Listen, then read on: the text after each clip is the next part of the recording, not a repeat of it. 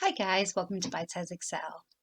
In this short video, we're going to take a look at the AND function in Excel.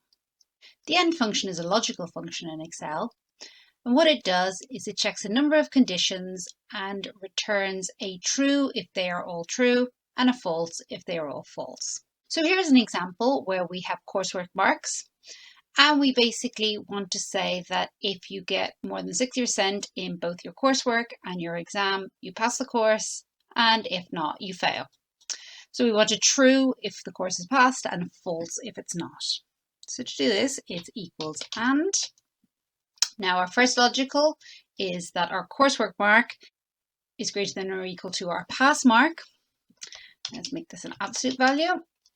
And then the second condition we want to check is that our exam mark is greater than or equal to our pass mark.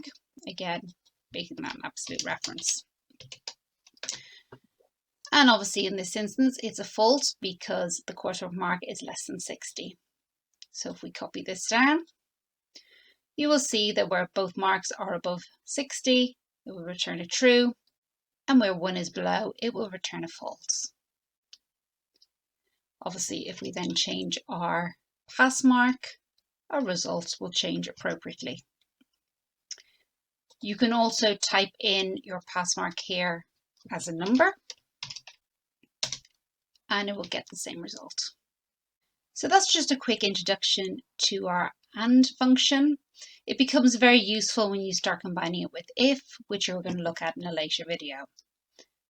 I hope that you found this short video useful.